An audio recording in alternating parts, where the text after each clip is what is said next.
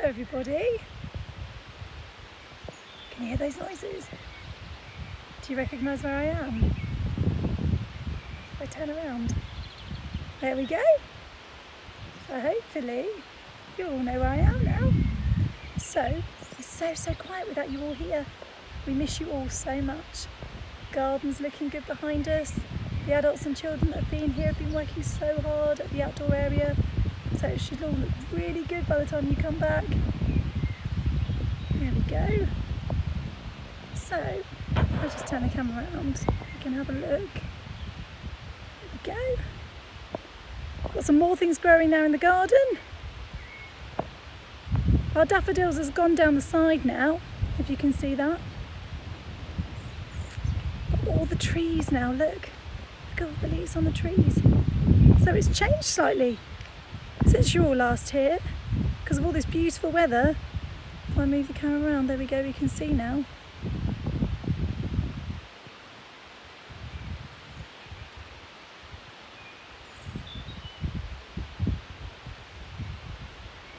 So I thought you might like to see that. Listen to how quiet it is. But we really are missing you all so much. So I thought I'd bring you out and we'd do a story together. So I've got a story here called The Smeds and the Smoos, which some of you may already be familiar with. There we go, it's a recommended reading book. There we go, The Smeds and the Smoos. By a Lubula lake on a far-off planet, there lived a young Smed, and her name was Janet. Not far away, on a humplety hill, there lived a young Smoo by the name of Bill.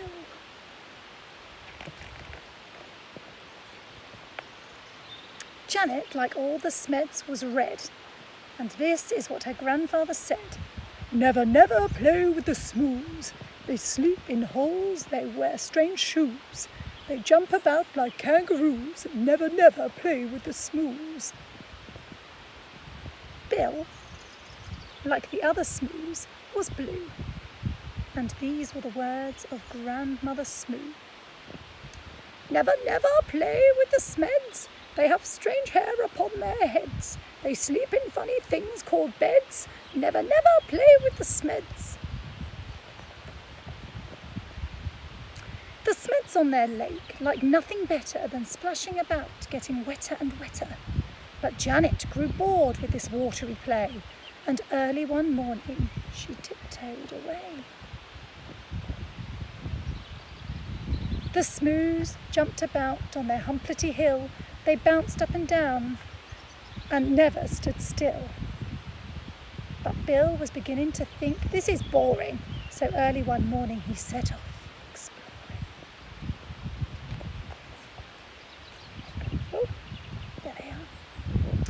Janet met Bill in the Warpula Wood, where the truckles grew tall and the glompens smelled good. She told him a story, he sang her a song. They all climbed to the top of the gerberry coot and nibbled its juicy and jellyful fruit.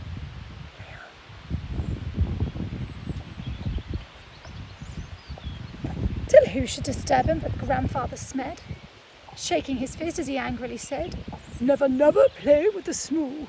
They're such a nasty shade of blue. For the 100th time I say to you, never, never play with a Smoo. Grandmother Smoo was close behind, and this is how she spoke her mind. Never, never play with a Smed. They're such a dreadful shade of red. I'll say again what I've always said. Never, never play with a Sned.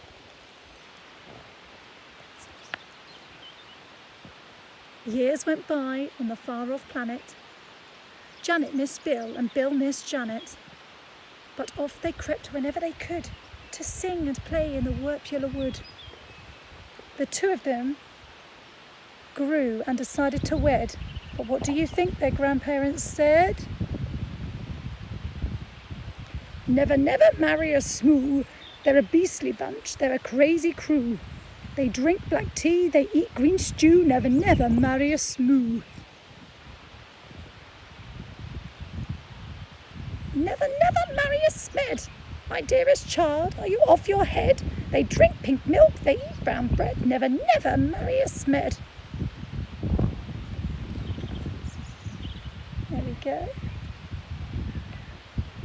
Janet and Bill stole out that night while their families slept and the scroon shone bright. They clambered into the Smed's red rocket. Grandfather Smed had forgotten to lock it. Bill pressed the button and Janet steered.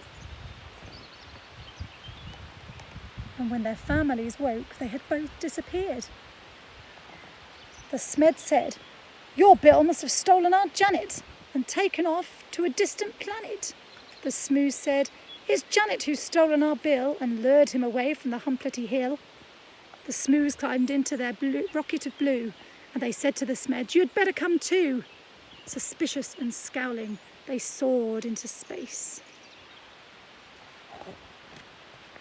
till they reached planet Vumdrum, a dry, dusty place.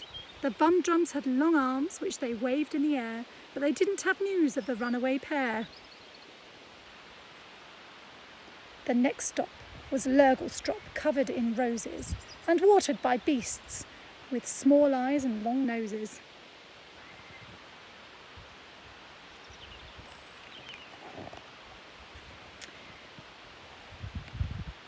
They touched down on Grimbletosh, coated in grime. They searched planet Glurch and found nothing but slime.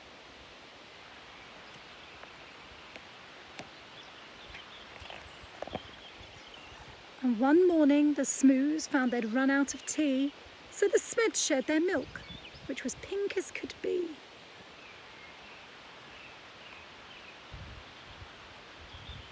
Then Grandfather Smed said, "My hair needs a trim," and Grandmother Smoo kindly cut it for him.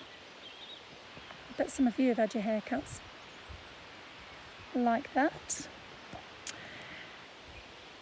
They landed on Skloop, where the Skloopies wore kilts. They flew to Klaboo, where the Clabs walked on stilts.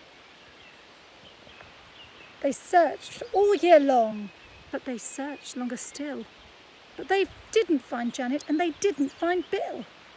"Alas," said the Smooze, and the Smed said, "Alack, we have failed in our quest, we had better turn back." So they flew home to their very own planet, and far down below them they saw, can you guess? Bill and Janet! There they are. The rocket touched down and then ran to the wood, where the truckles grew tall and the glompons smelled good. And there, in a glade, by the rocket of red, were the runaway Smoo and the runaway Smed. They'd got lost and flown home again, only to find that all of the others had left them behind. There was joy, jam and jumping. Then Janet said, "Maybe you'd like to make friends with our dear little baby." A baby? A red one? A blue one? But no. The baby was purple from head to toe. They all hugged the Smoo Smed, their new baby brother, and Grandpa and Gran even hugged one another. They laughed and they splashed and they danced with delight, and they played with that baby from morning till night. They made him a rattle, they made him a flute, they fed him the fruit of the gerberry coot.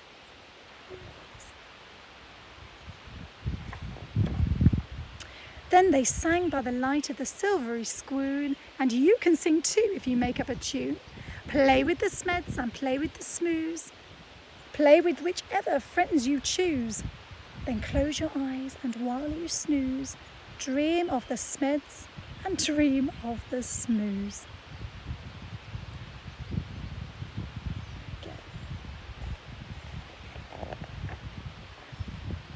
It's a nice little illustration at the end there as well.